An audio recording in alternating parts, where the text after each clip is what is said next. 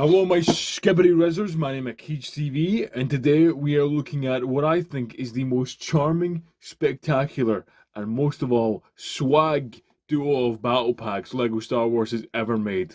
Right?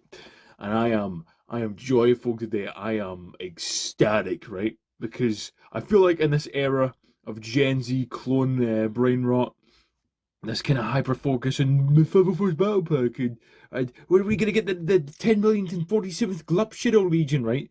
I think there's a place for that.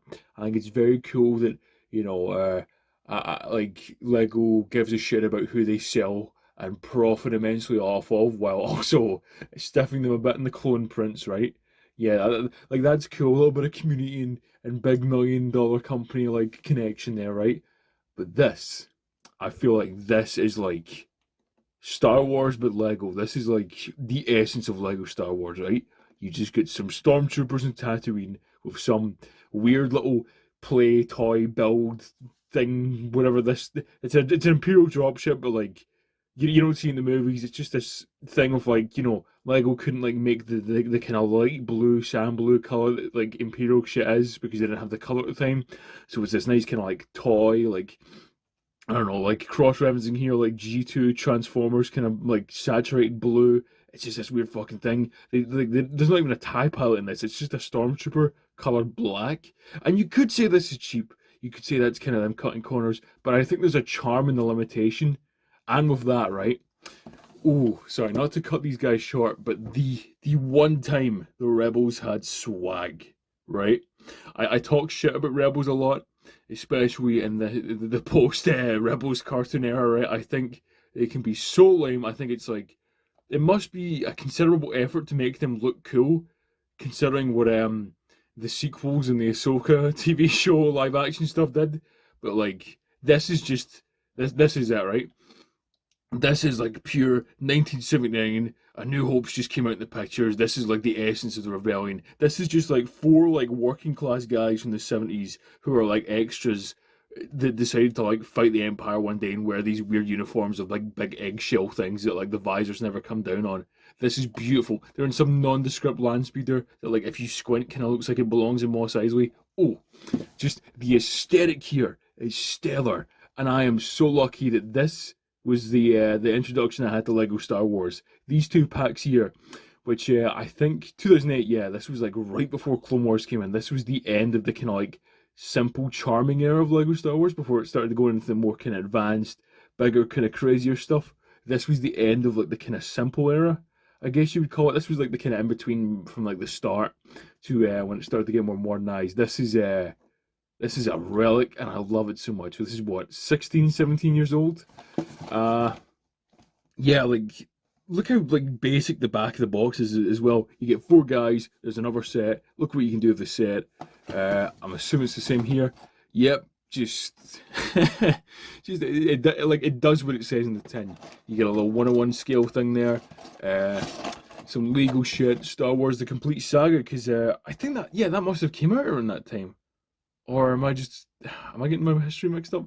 Because I remember having that game in the DS when I was a little baby boy and like going to my pal's house who had an Xbox or a PlayStation or whatever, and you'd see like the like the proper version, so like the wee kind of like budget DS version. What is this on the side?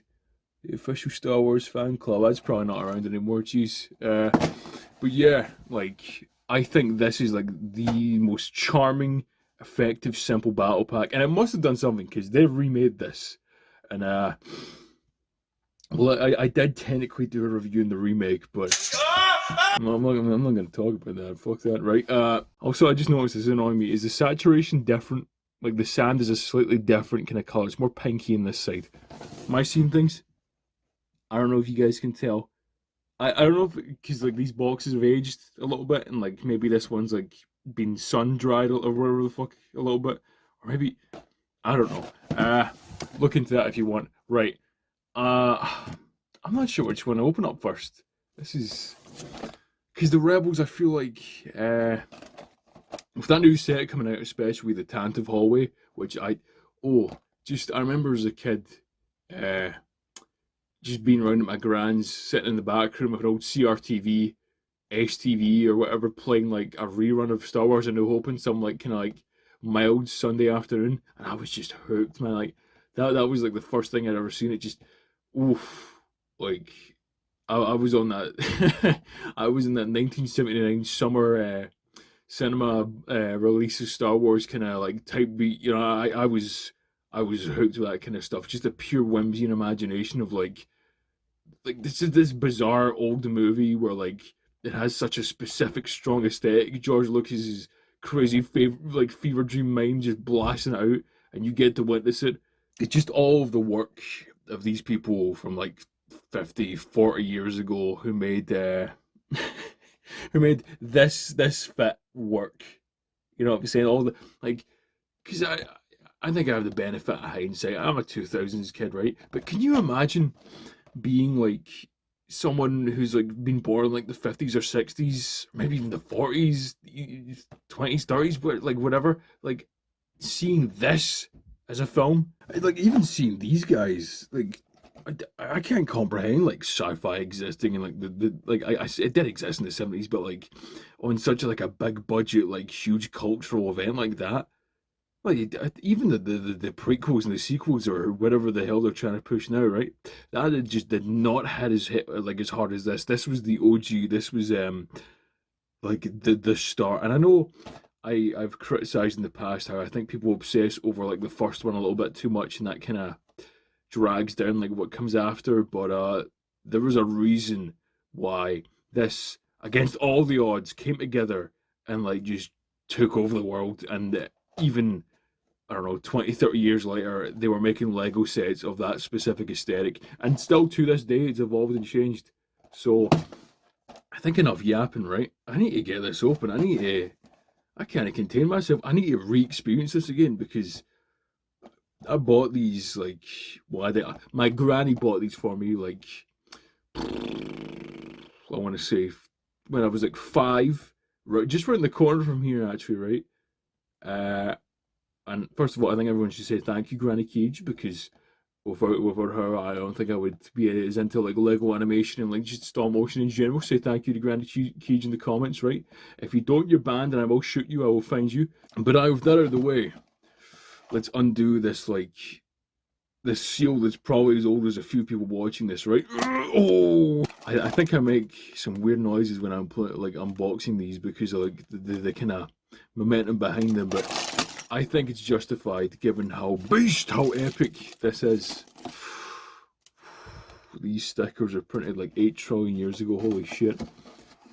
Oh my god. Right. Give me a second. I'm going to get this belt.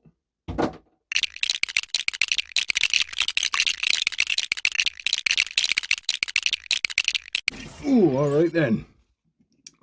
You know, for being almost like 20 years old, this set is shockingly no that dated. It's not like one of those old kind of 90s sets where you have a lot of kind of older pieces and big giant bits and stuff. Let me just see. Is there anything else interesting? Oh, I love that little bit where you can stack them all in with the guns, and you have the little like separate tower for the guy. That's such a like just a cool playset kind of thing. Yeah, yeah. You even have like a little photo of the guy in the back. They really wanted you to know that like you could do that and have like almost kind of like a battle version of that one guy in the tower in Yavin or whatever. A little bit of nostalgia for you there. Whoa, look at that. Back when they weren't afraid to do funny video game sets. God. Oh, and this one, this image is burning in my brain. The Bionicle, the big police truck, the Naboo fighter. Beautiful. And I just noticed, by the way, when I was building this, you can see in the box over there as well, Vader. I've always loved Vader in these I guess branding images or whatever. But I just noticed you can see the lightsaber ignited reflected in his I guess goggle, eyeglass, whatever, his visor. That's really cool. It's implying he's about like chop. I guess chop these guys here up, but let's not think about that too hard. Right. This is incredibly well. I don't know what else to say. It's incredibly swag. This is I feel like for a playset. Especially for a battle pack. A lot of battle packs, especially nowadays, I feel like progressively they've gotten a bit more kind of generic. They don't really capture the aesthetic of like what they're going for. Like you can see like a lot of the early clone ones, even like the 2009 one I reviewed, the Clone Battle Pack. I feel like that one just kind of looks weird, and the Assassin's Droid pack, for like as strange as the speeder bike is, captures the aesthetic of those weird droids more. Like it's kind of freaky. It's all these dark purples, like you see in the movie where the Assassin's Droids are. But I feel like this right. This feels like it would be in Star Wars. I don't know if they based it on something. I've never seen this before, right? This feels like something the Rebellion would like drive about in if like maybe CGI was like more prevalent in like 1979, 1980, whatever. Like this feels real. This is like tones of like the land speeders and like little bits of like the towers from like Yavin 4 or whatever, or even like the kind of like the land kind of crew stuff for like the Y wings, like the kind of like wee haulers, whatever. I think I'm yapping a little bit, but like you know what I mean. This is like for a battle pack where there's a track record of these battle packs, like the builds kind of just being whatever, it's like a means to an end. This is like shockingly attentive and caring and like dedicated to the aesthetic of the rebellion. Because this is just like the bunch of guys who die at the start as like an intro to Star Wars, right? I like how they gave me spare stickers, by the way, because mine's are slightly askew with my big giant gorilla gripper hands. But like this feels like it would happen. Maybe these guys like escaped the Tantive, right? And like they managed to like I don't know hijack like some local speeder in Tatooine, and they just like made a makeshift final stand against the stormtroopers who are like chasing after them, or maybe they bumped into them in patrol or whatever. Like it feels real, and maybe I'm a little bit blinded by nostalgia because this was my first set, and obviously I give like much more of a shit about it than I don't know the 2017 like Bounty Hunters Battle Pack or whatever the fuck, right? But like I don't know, it feels sincere, and having this in like out the box brand new condition, it just makes me realize I'm a very lucky man, and I'm very grateful that people, even though it's not like crazy views, people still listen to me talk about this kind of stuff. That means the world. Because I wouldn't be like buying shit like still in the box because it's more expensive unless I was making these videos. And the fact that it gets like more than like 2 views, which encourages me to do it more, I guess, enables me to do it more, is very nice. So it's a little opportunity I'm thankful for, even if it's just like more or less for my own personal benefit to like just make silly videos like this. But like, whoo, that is cool. Getting that back again. Like this is some cool shit. Like just having like a good Rebels battle pack that isn't them in like kind of generic like I don't know, just kind of generic like I am a guerrilla fighter gear. It's not like it doesn't feel like kind of like derivative without getting the point of the original trilogy. This is I feel like this is elements of the original trilogy, which is these Alderaan dudes, but they're in something new, which is this kind of like very understanding of the vibe and style of the original Star Wars. Like, it's not like, these are a bunch of like fucking annoying OCs who are just rip-offs of the original trilogy crew with very slapdash traits bashed on them to try and make them feel unique, but like just ultimately fail. Excuse me, sorry. Yeah, like these are just like some like working class guys who get sick of the Empire, donned a uniform, and now they're riding about in some makeshift like speeder in a backwater planet to like try and fuck them up. And I really like that. That's the realest the rebels have been without trying to be like fucking hyper realistic, grim dark fucking guerrilla fighters, and I really appreciate that. But I feel like they're only yang without their yang here. These guys, the imps, that's such a dumb name, by the way, the imps. Oh, we got imps incoming. That's it just makes it sound like you're fighting goblins. Like, what the fuck are you talking about? Yeah, the Imperial dudes here. They have a little bonus. They don't have like 4 of the same guy. They have their own little pilot guy here, which I kind of wish we had like maybe again, like I can't really complain about this because like it's so close to being perfect to me. It's like the charm makes up for it. But I kind of wish we got like maybe what's the guy called? And like Captain Antilles, or maybe an X-wing pilot or something of that. I suppose not like perfect enough as it is, but that just means that it's highlighted when the Imperial Battle Pack gets this dude here. He's like inverted, isn't he? I suppose the blue is is different, but like I always liked how like he wasn't like a. I guess I'm kind of like making him sound lazy, but he wasn't like a redeco. He was like he's inverted colors of the regular Stormtrooper, which I think is still pretty cool. Because where else would you get that? Uh, and I would like to see him out of the box now. Oh, sorry, I think a little bit of me like hurts when I open these up, just because these have been like sitting, waiting for me to find like the right moment where I'm just really feeling like opening these up and making a video for them. Let me just put that aside. Oh, I almost lost those stickers there. Jeez. Well, that's weird. I don't know if the print's faded. So I was about to start recording the building process there. Let me see if I can zoom in this to get the right angle. The print's kind of weird, like, but his chest is darker, but the rest of his body's kind of grey. I can't tell if it's like, if it's just these instructions degrading over time, and that's how it actually came out printed. That's interesting.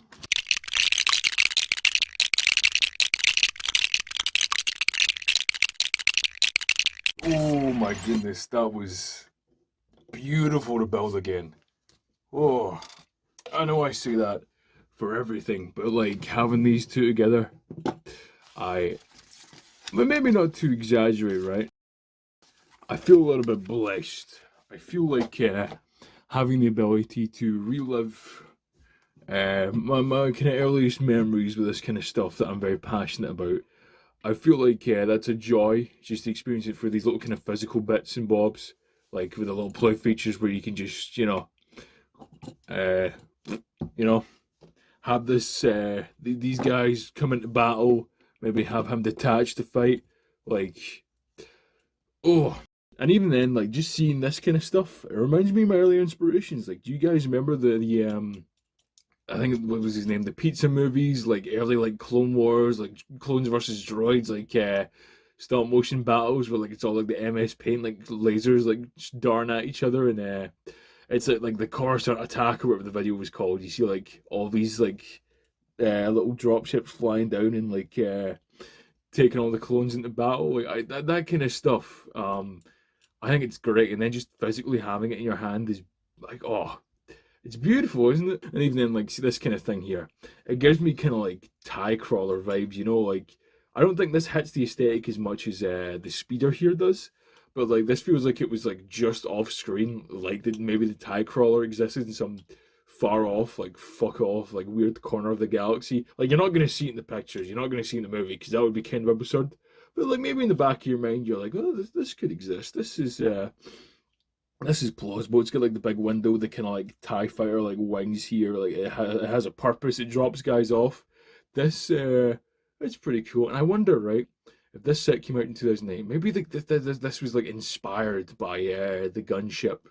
You know what I'm saying? Like maybe this was maybe this is why subconsciously I like the design of the LAAT so much because like this was like they're trying to do like a little kind of like playset imperial version of it. I think that's kind of cool. Maybe this was inspired by some like old 90s video game or like book or whatever, but I don't know. This is just coming from my perspective. But yeah, holy shit, it is so good to have these two together again. I don't think I'm gonna be able to put these down for ages. These are so cool. I know they're just like really basic battle packs, but to me, this is cooler than any 501st battle pack. This is cooler than any, I don't know, Wolfpack Clone Trooper battle pack. Like this is the best Rebels battle pack if you ask me, and this is one of the best Imperial battle packs. Like this is peak. I don't know what to tell you. You can disagree with me all you want. You can say that this little cannon here is a bit basic, but I think that just adds to the charm. Like what is this thing? This is some kind of like ion like turbo repeater that like turns like your face into ash or something. With, like a little doohickey lever here that like probably does nothing, and they've got like all the little guns to the side, like it's a U-boat or something. It's so cool, and it's like 100 pieces each set or something. I don't know. They don't do piece counts in Europe because I don't know. I don't have a snarky comment about that. Actually, I generally just don't know. But like, this is so cool. Like the little exposed, like little red kind of like I don't know missile things where it's like charging up with energy. It's so childish and I love it. It's like it's that good childish energy. It's not like it's fucking again like the series is called. It's not like Manchild things where like you just obsess over like all these things that get stagnant and stale and old and no one cares. Like it captures that, like it hits those notes is what I'm trying to say. And I think it's so fucking cool for that. And I think I'm alright accepting that this has came and went. This was the last of an era of this kind of aesthetic. And I like celebrating and looking back on it, but I'm okay with it moving on. And I think that just makes it all the more special that this happened and now it's came and went. This is beautiful and I like it. I like it very, very much. Have I mentioned that I like these two sets? Because I like these two sets. And I think maybe if you were as old as this set, if you were born when this set came out and had no way to experience it, I don't know, maybe you got a little part-time job or something. Maybe you could fork over a little bit of cash, get these second-hand, preferably. Maybe don't get them new in the box like me. You're not going to get much of an experience unless you were there to buy them. But like, get these second-hand. Trust me, you will understand what I'm yapping about, what I'm waffling about. These are so fucking cool, and I'm very grateful to have them, right? Oh, I like old Lego Star Wars, and I'm so happy I get to film a video talking about it. But I think I've took up enough of your time. I'll see you sometime later, right? I'm away as a 21-year-old to play with my toys.